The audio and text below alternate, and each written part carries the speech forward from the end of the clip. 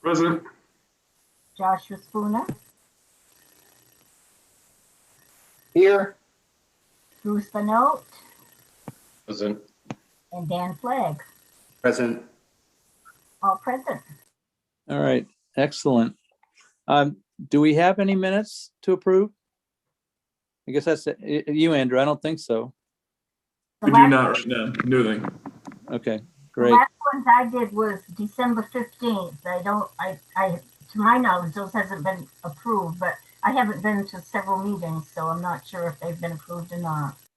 I believe Okay. Go ahead, Andrew. they have been approved. Okay, excellent. All right, so unless there's any other business, let's move right into the public hearings. So we have two of those this evening. The first one is Crooker Construction has submitted a proposed annual blasting permit for the quarries on Lewiston Road / River Road, tax map R02, lots 6 and 7. And Ian Messier, I believe, are you presenting this, Dick?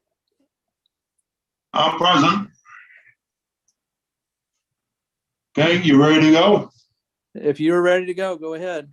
Okay, I assume we want to use the same outline that we have in the past, even though it's a little different here.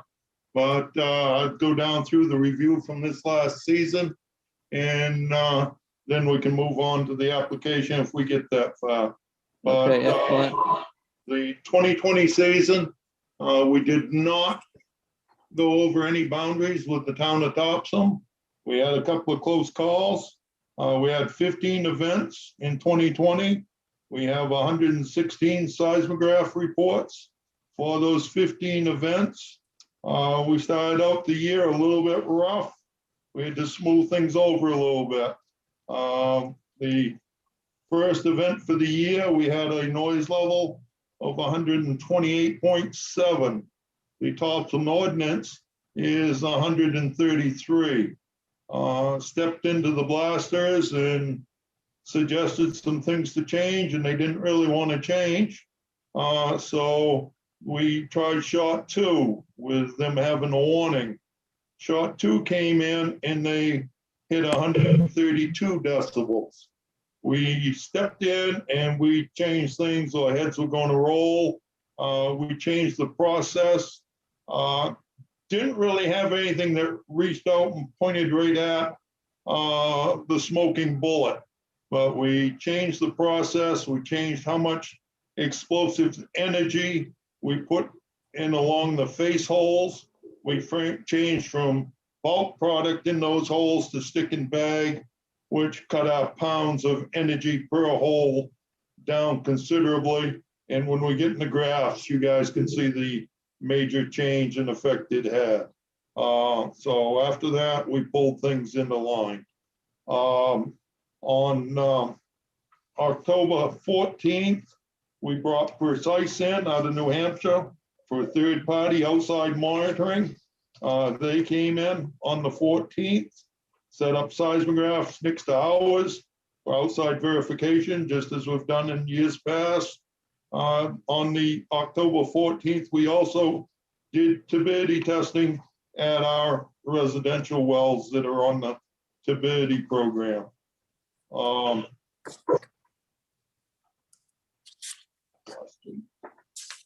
I have a list of blast times and dates for the 15 events right there for the season. We did have some issues later on in the year, throughout the year, but primarily later on in the year, where we started getting a bunch of complaints, and it was after November, and we found some other things are going on in the neighborhood, primarily the other side of the river, Rocky Hill area, and I'm assuming there's somebody over there doing some construction site work or something over there that's upsetting residents. I kind of knew something was afoul. It wasn't our normal neighbors that we communicate with all the time. It was a new group of people, and they were complaining about blast events at 8 o'clock in the morning.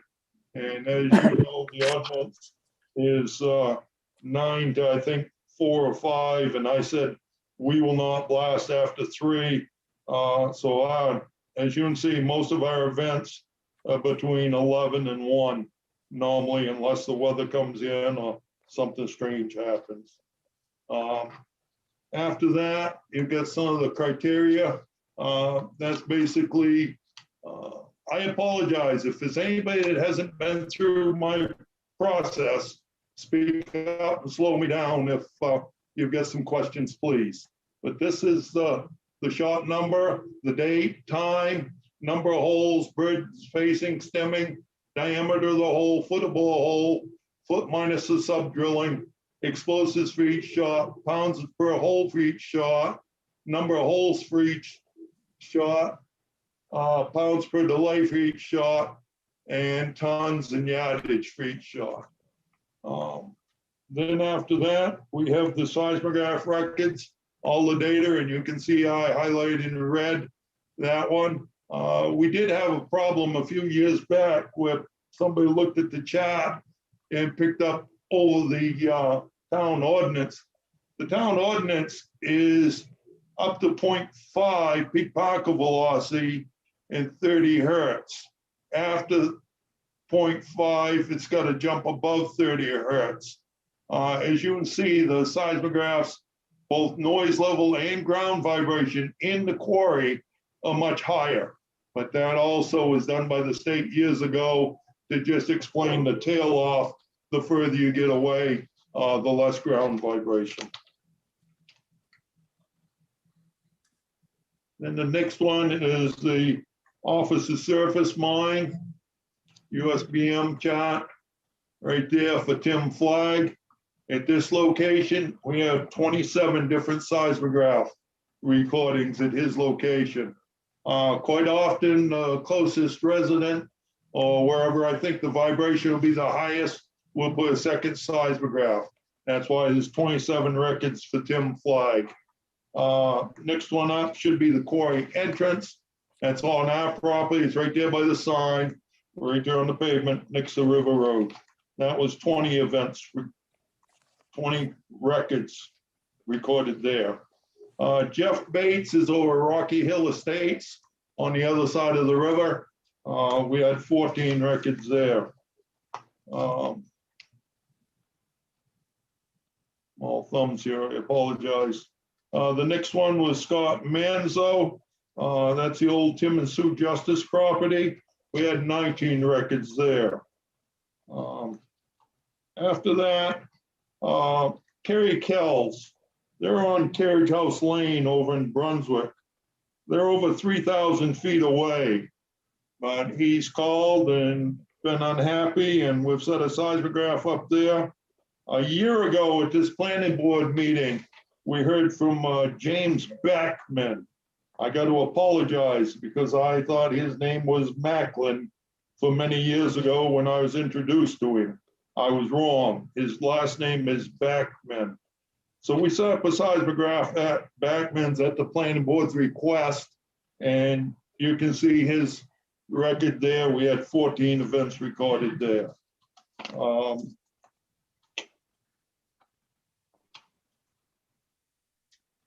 After that, we get it broke down. That next chart shows the high noise level on shot 2. Okay, and then after that, after we made the changes, we pulled it back into line. We have not had a noise problem for many years. I was a little discouraged that this happened. It shouldn't have happened. I wish I had something to point to and say this is what caused it. I cannot, but I can say that the changes we made are working, and that's what we're going to continue to do. That was all the records there, all grouped up as one.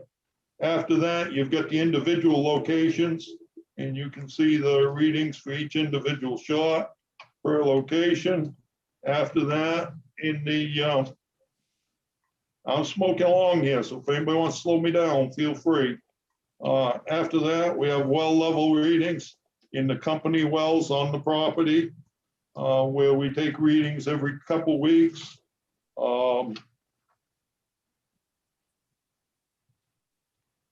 And then let's go right to the 4 charts. You would? Yeah. Okay. Then finally, we have what I call my 4 charts. It's holes per year, feet of borehole per year, explosives per year, and yards of production per year. Last year, pretty well mirrored 2019, those charts right there. Pretty much production-wise mirrored the year before. For any new members, I'd just like to back up and explain the process. We will go up and we will lay out a shot depending on what we need and geology and multiple reasons for picking different areas. And we'll lay out a borehole pattern. We'll bring the driller in. Right now we're using Austin powder for some of the drilling. Bedrock, who I've used for years, has had some health issues. So we've fell onto using Austin. But we'll lay out the area. They'll come in, drill the holes. They will come in previous to blasting and bore track the holes, check the holes for straightness and accuracy and depth. They will also come in and profile the face so we can decide how much product we want in each hole.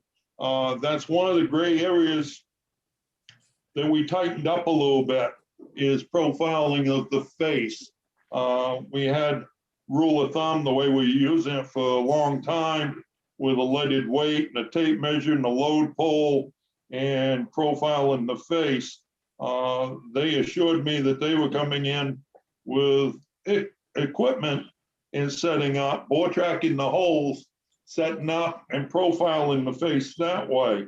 What we found was, by me not hitting the rock moved from in front of the face, they were not getting an accurate profile. So that was one of the things we tightened up. But then they will place the order for powder blast day, which we put out a schedule for the season. Blast day, they will come in with the product. We will supply the labor. We will load the shot. One of the other things we need to tighten up a little bit this year is setting the time of the event. Every shot's a little bit different. Everybody's day goes a little bit different, good, bad, and otherwise. We had a couple of times this year where we set a time and then later on we did not meet that time criteria. So I think this year moving forward, if we set up a time of shooting at 11 o'clock, if 11:30 comes and goes and we haven't shot, we're going to stand down, make all the phone calls, call all the residents, and start over with a new time. Once the shot is loaded, we'll have to get people to all the monitoring locations, set up the seismograph. We communicate with everybody via walkie-talkies, handheld radios. The blaster in the quarry, pick somebody. If I'm there, it's me. If not, it might be my son. And communicate with all the locations, make sure they're ready for the event.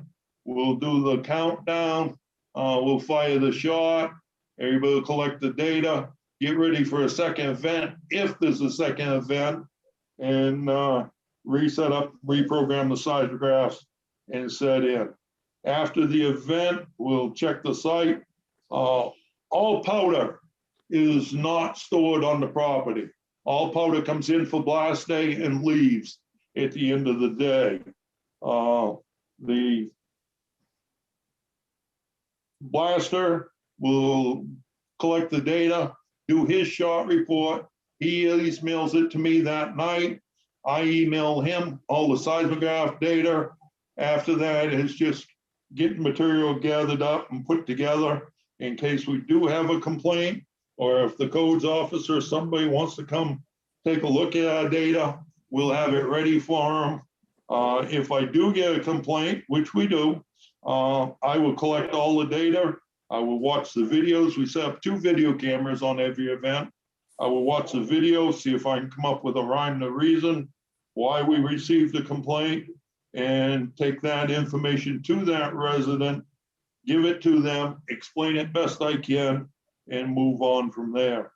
I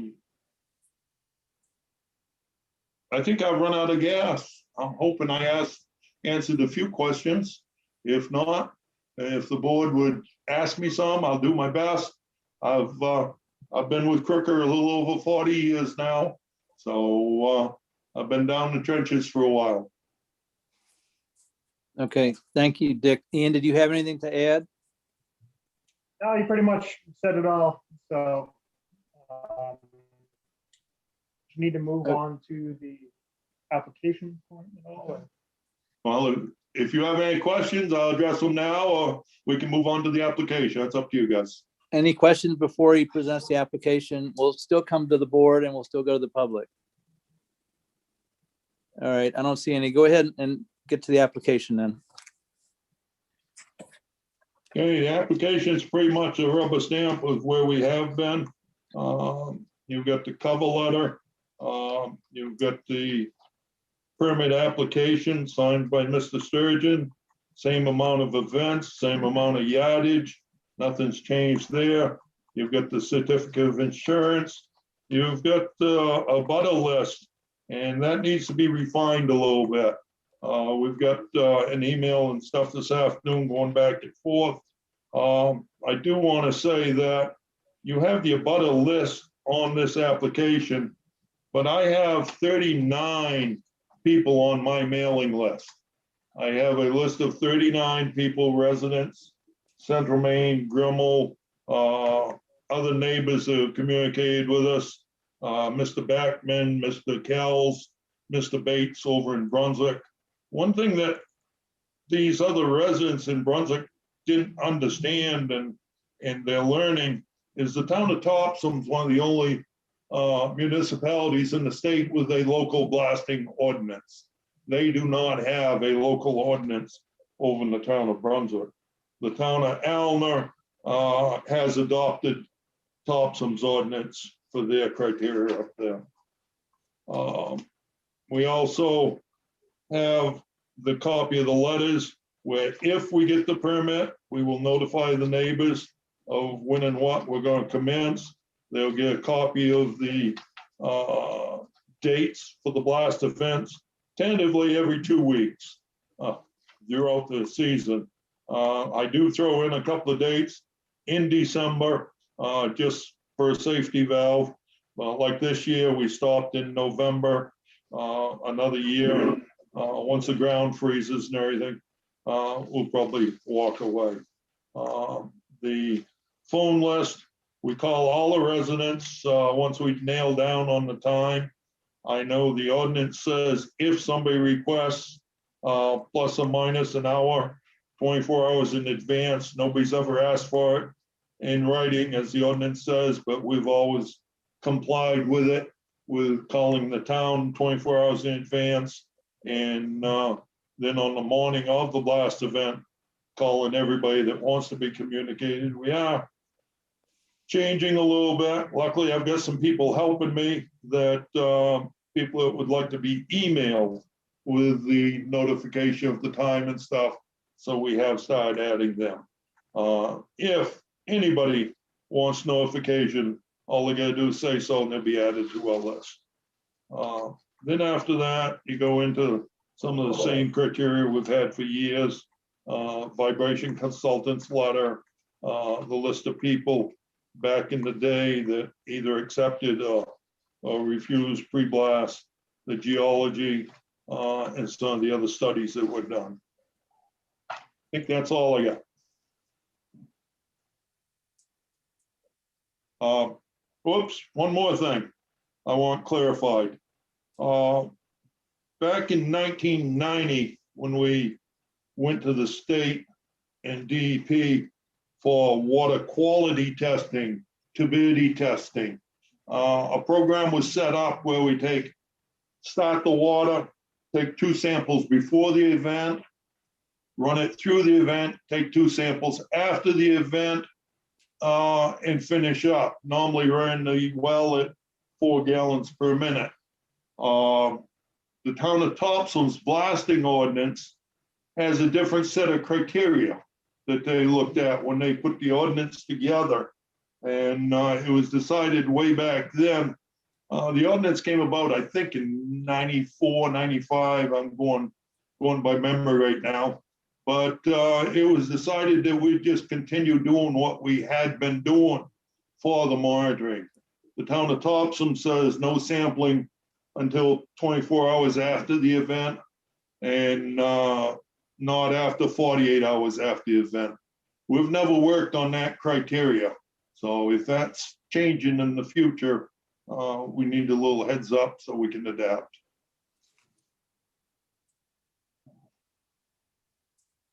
Okay, so We'll be quiet this time. if that's it, why don't we, I guess, go around the board. Ron, I assume you need to recuse yourself? Okay, thanks.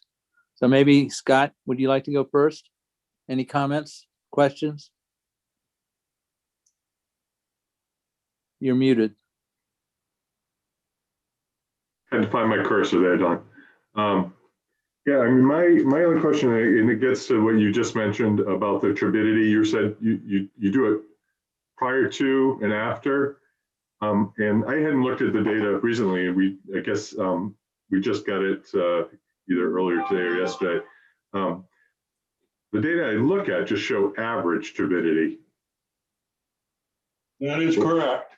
Okay. What they changed a few years back, and instead of looking at before and after, they want to take an average of the 4 samples. So that criteria changed here about 5 years ago.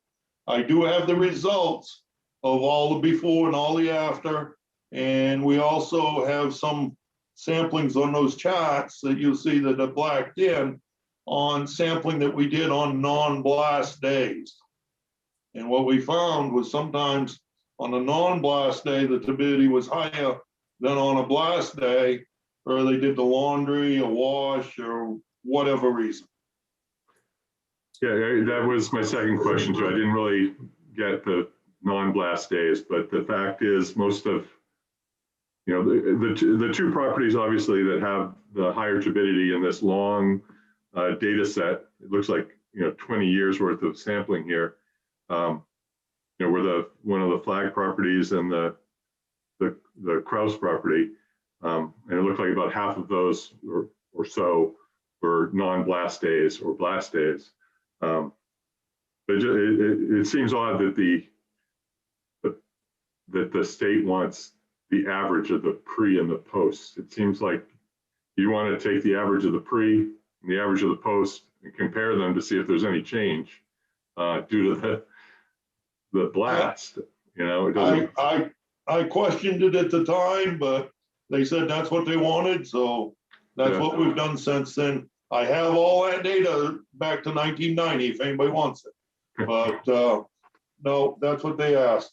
I would like to note that both at the flag and the Kraus residence, there's other factors that I'm not sure we have enough time to go into tonight, but on both those properties had splits in the water line between the well and the house. Roger Flagg, back in the day, God rest him, had a real good time with me. He called out and says, "What did you do to my water?" And we went out, and sure enough, his well was dry. We lowered the pump, we did this, we did that. And he called me the next night. He says, "Dick, what have you done? My well is dry again." And I says, "Roger, I didn't do anything. Nothing's changed." He says, "Well, good, because I got a swimming pool in my front yard. The water line between the well and the house had split, and he saturated his front yard." Okay, anything else, Scott? No, that was it. Okay, Bruce, you're right beside Scott on my screen. Do you want to say anything? No, I'm all set, Don. Okay, I'll move up. Larry, you're right above Bruce on my screen. Well, technically, I'm across the road from this, so I don't know if should be recusing myself or not. I don't have any questions. Okay, Dick's always been very good as far as answering any questions I had on a personal level. So, okay, thank you. Dan? Yeah, sure. So the active quarry is lot 6, correct? Yeah, So the application is for lot 6 and 7. Is the 2021 blasting going to be in lot 6 and 7? Or where is the actual blasting going to occur? have you always included that in the past, or is that just with lots of, lot 7 is Will's? I'll try and. Okay. Unless it's always been included, there's nothing changing. We're not going the other side of the power lines. So no, it's just lot 6. We are permitted down in the old quarry, down in your grandfather's old property, to blast some area down there, but I don't have any intentions of going there for now. Okay. Yeah, I was just trying to clarify that because lot 7 is at the end of Quarry Road where the trail, the mobile home is located. So I was just wondering if the application intended to expand in that area this season. Not right now, no. The other question or comment, with the air blast exceedance on that one event early in the year, the DEP exceedance. So what's the process in the DEP permit as far as notification and follow-up and, mitigation? You just 48 hours. They had to be notified within 48 hours of anything that we exceed the state level. I called them, told them what had happened, told them I had a plan in place to mitigate things, and they were okay with it. Okay, that's all I got. All right, thank you, Dan. Let's see, Josh. I'm all set, Don. Okay, I think I caught everybody. So I guess I'll go to Andrew. Can you see if there's any questions from the public? And I'll go ahead and open up the public hearing. Yeah, if you're a member of the public and wish to speak to this issue of the blasting permit for the Kirker Quarry, just raise your hand through the chat function and I'll allow you to talk and ask your question or state your comment.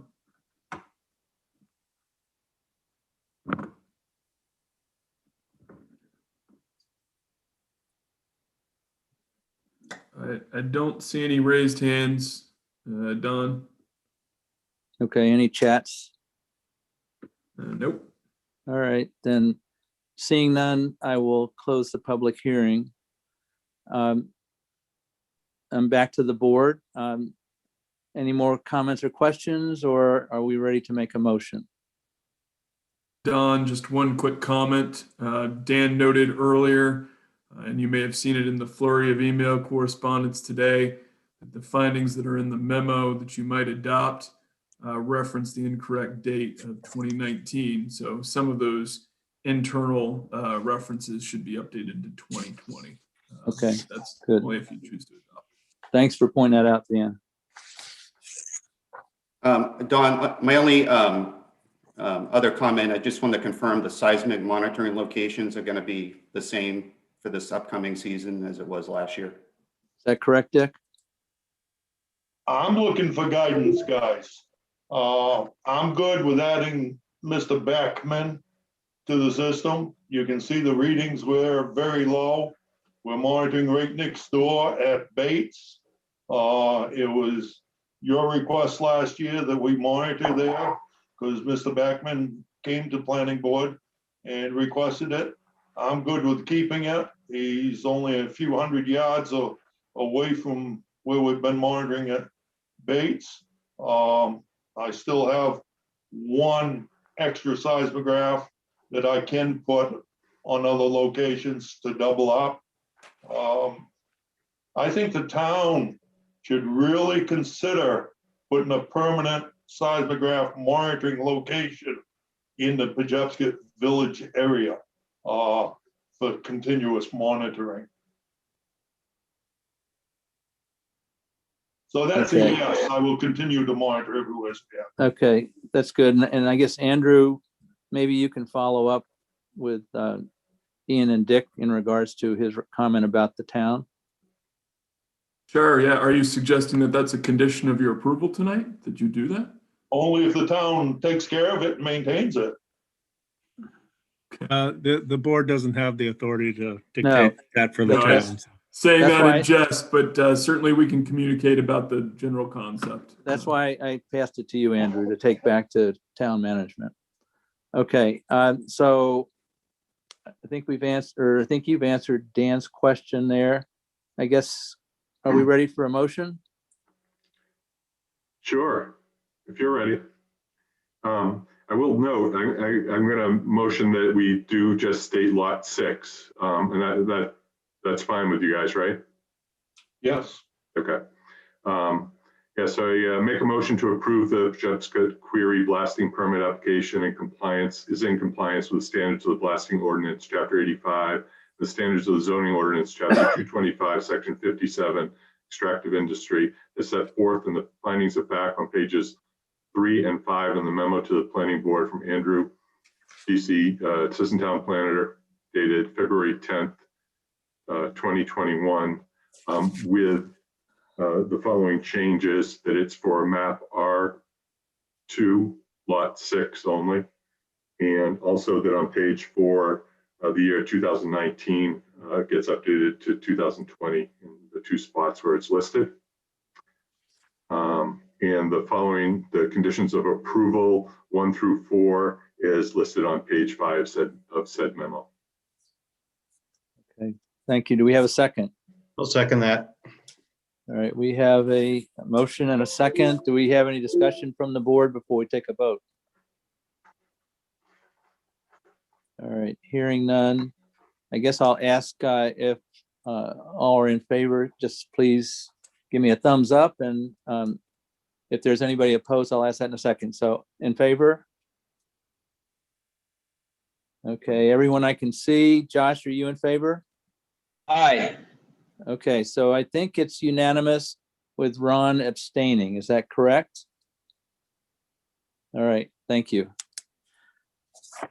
Thank you, Ian and Dick. You guys, Thank you.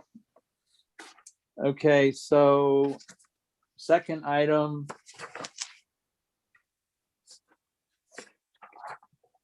I believe Kurt, you're presenting.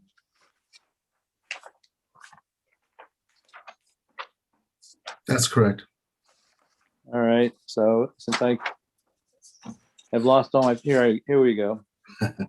This is the Topsham Housing Authority, LLC 25 Hackmatack Road. I'm not sure I pronounced that right. U23-075, final site plan and final subdivision approvals for 38 unit residential complex.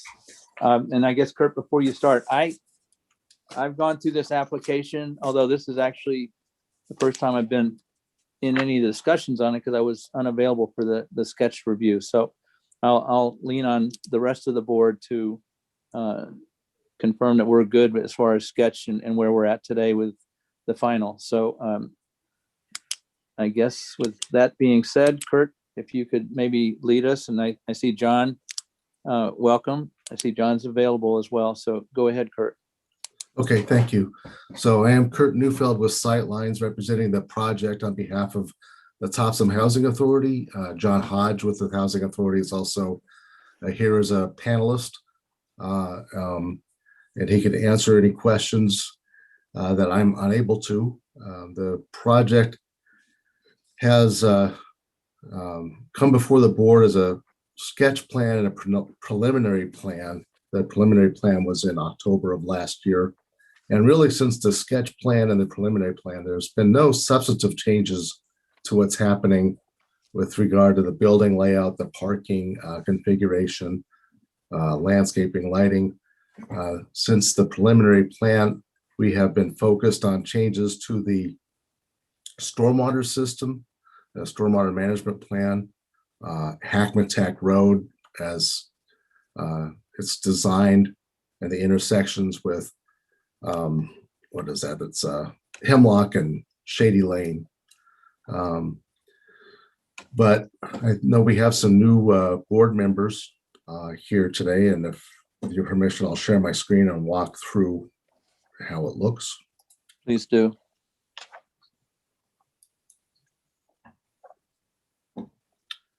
Okay, so the existing conditions plan is what you see here. Tedford Road runs kind of off the map over here. Let me do this. Oh, they've changed this on me. Why would you do that? Okay. I don't know where my laser pointer went. So Hackmatack is on the right side. I'm sorry, Tedford Road is on the right side. And Hemlock comes in and goes down across the CMP power line, which is at the bottom of our page, into the the Great American Neighborhood over here. And then Shady Lane comes back out. What we're designating as Hackmatack Road is currently unpaved and unimproved road.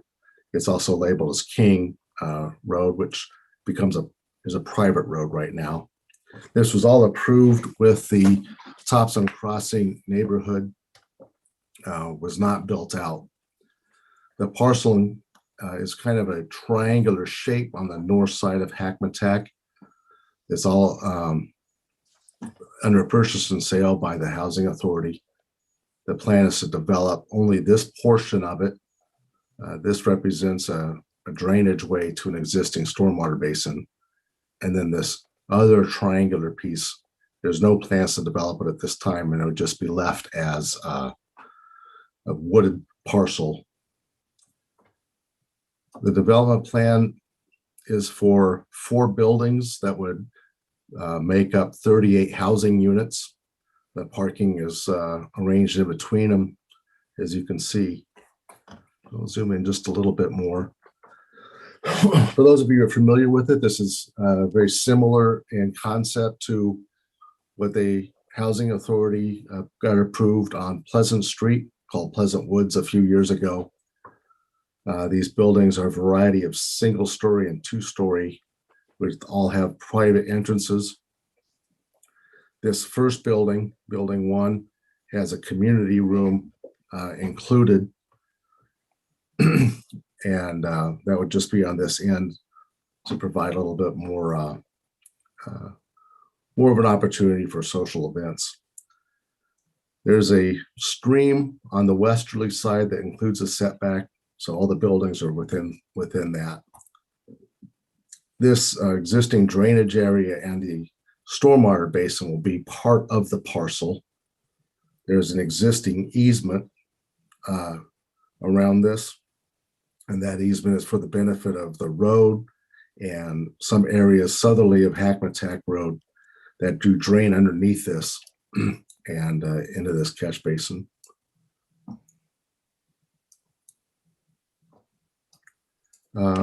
This is the utility plan. The utilities, geez, sorry about this. The utilities were stubbed in this direction off of Hemlock Street when the whole thing was constructed. So a water or sewer lines will be extended out to this parcel. There's no natural gas in the area, and it is intended that these units would all have individual heat pumps to provide their heat. The plan would be to extend Hackmatack to create the intersection with Shady Lane, and then the public road would stop with the property line. And at the end of Hackmatack paved road, we will tie that into the King Road. The changes that occurred to the stormwater management plan were mostly around these basins here. We had originally proposed those to be infiltration basins.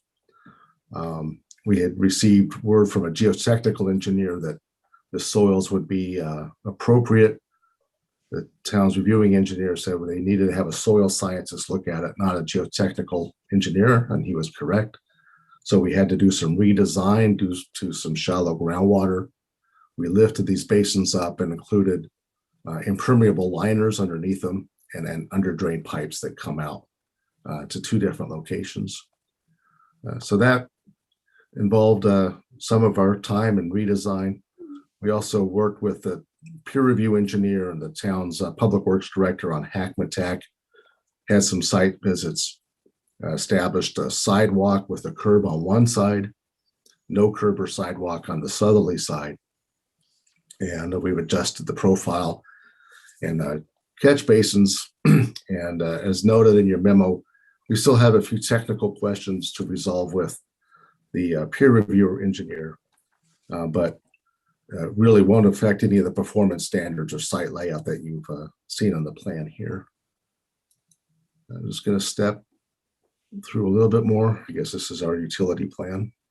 So again, we've met with the water district and the sewer district to talk about these extensions.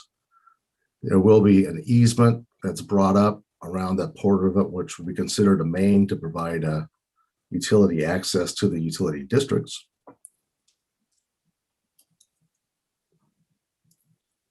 There's the grading plan. I'm just going to step through to these last pages because I touch on the landscape and lighting.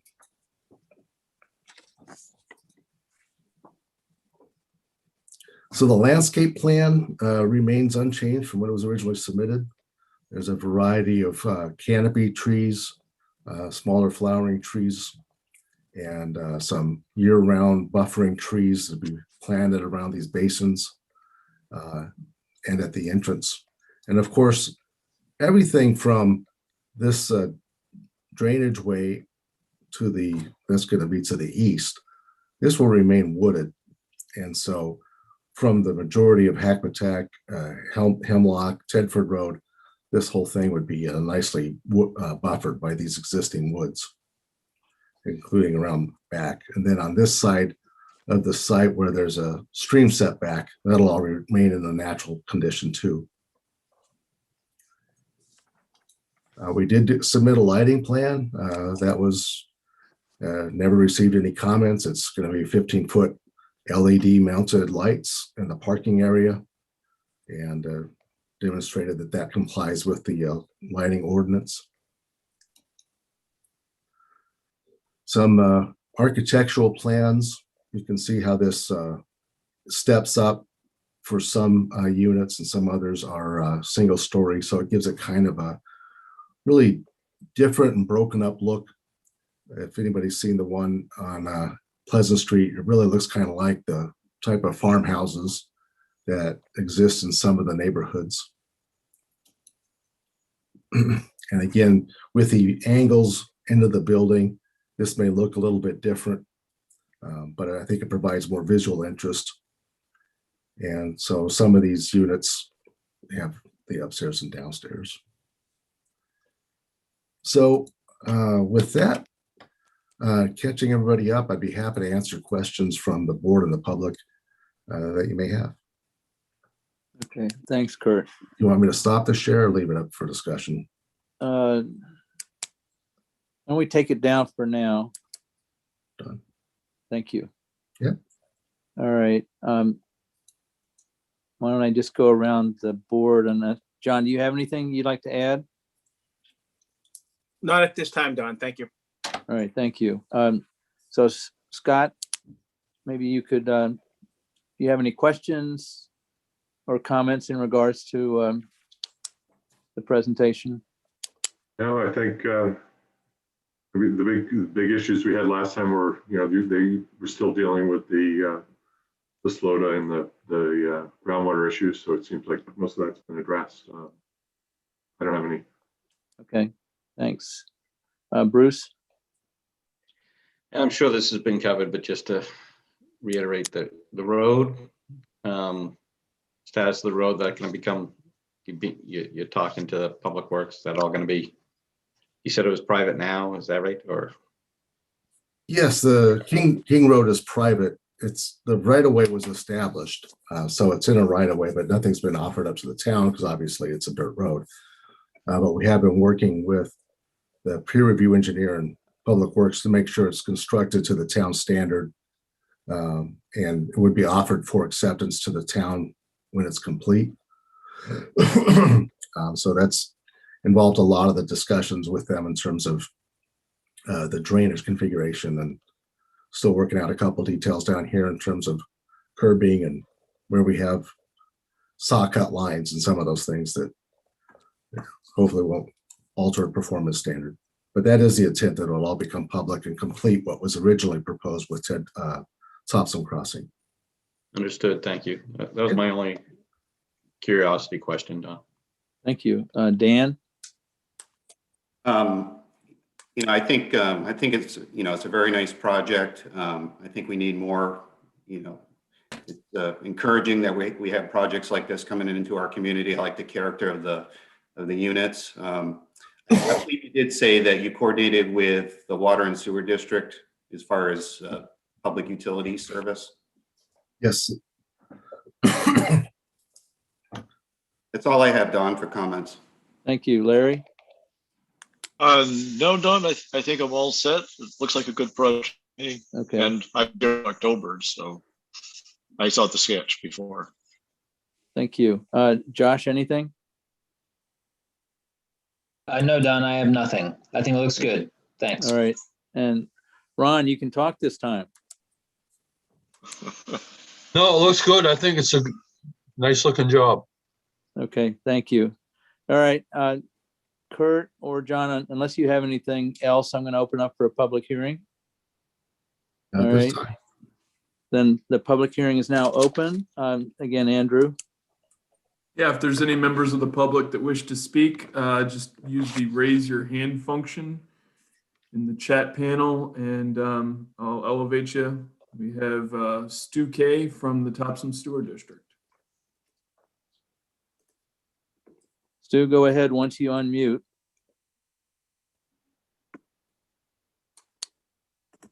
Am I on view? I can't see you. I can hear you. I think we're gonna just only hear from Stu. When I elevate to allow to talk, it doesn't come in as a camera anymore. Okay. Basically, my name is Stuart Kay. I'm the superintendent for the Topsham Sewer District. We've been working with Kurt on design and other things of that nature in regards to the sewer line. There's some things that we still need to work out and be very diligent on terms of making sure that they're properly taken care of.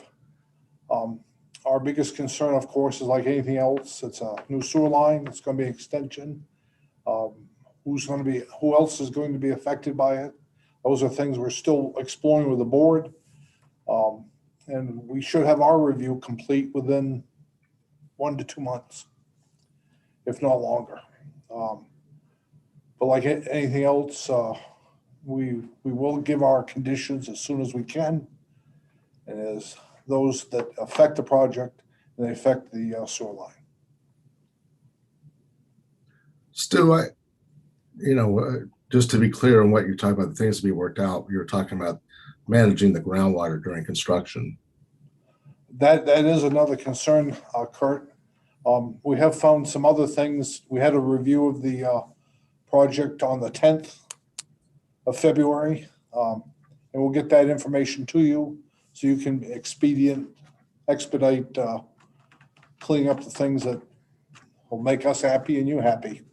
Okay, well, I'll look forward to that. I was unaware you had additional comments. Yes, we do, Kurt. So I guess while we have you on, I'll just ask a question. You mentioned 1 to 2 months. How does that fit into the overall plan as far as the project is concerned? Maybe Kurt or John? Well, we're not anticipating going to construction actually until 2022. Okay. So I don't think that's going to impact us. All right, good. All right. Anything else, Stu? Anybody else have any? I'm all set. How's that? All right. Thank you for your input. Thank you. Andrew, anyone else? Yeah, I have Peter Weirs. Peter, yes, welcome. good evening. Yes, can you hear me? Yes. And can you give us your address?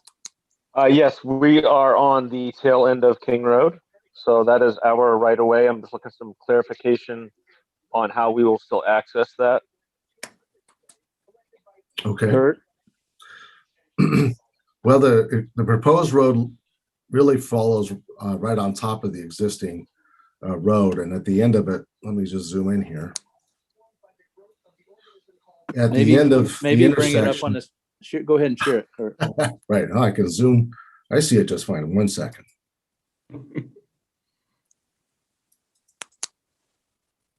All right. So the way the Hackmatack Road will end is it extends 50 feet past this intersection with Shady Lane, and then it'll be constructed as a gravel road that'll come down and meet with the existing King Road. There will be 2 catch basins here, which will go to the existing stream to make sure that no water off of Hackmatack Road impacts anything downstream of the edge of pavement. Does that answer your question, Peter? Slightly. You can still hear me, yes? Yeah. Yes. So here where this gravel portion is, where you're gonna have the catch basins connect to the existing stream now, that has already been flooded on several occasions. When they put in the previous road, they came in and did a half-hearted job with the culverts. So is this all gonna be replaced, new culverts and whatnot? If you're referring to the culvert under King Road, it's not on it, the applicant's parcel. We went out and looked at that with the Public Works Director. Yep. And so there's no plan as part of this project to upgrade that, as it's not on their property. We talk about that afterwards, but if you like, maybe something can be combined. However, this project will be discharging downstream of King Road, so it shouldn't have any impact with any flooding upstream of King Road. So you're only going to, by my view, the right-hand side? I guess so, yes. Okay, well, the top of the screen, if you will. Yeah, exactly. We're going to plan north here. Because that culvert was not put in until they did this original development. Okay. If I remember correctly, there was no catch basin there at all. So again, I mean, the flooding is an issue. Downstream, I get that, but I think it should be looked at. Okay, well, be happy to give you my number, or you can contact me at Sightlines and we can talk about that. See if there's maybe something that could be piggybacked with this project if there's an outstanding issue. Perhaps. I mean, if it's not a concern of the town, then it shouldn't be an issue, but I was just curious. So this is going to be paved and maintained until about the gravel part, and I assume that's year-round to include plowing? Yes. Up to the gravel portion? Yes.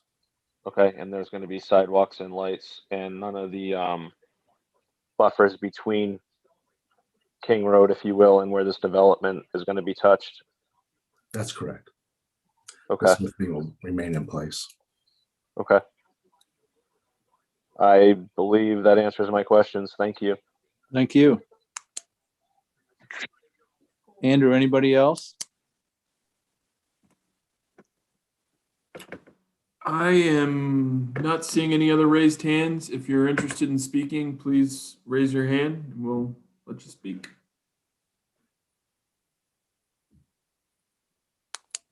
Don, I'm not seeing any other raised hands.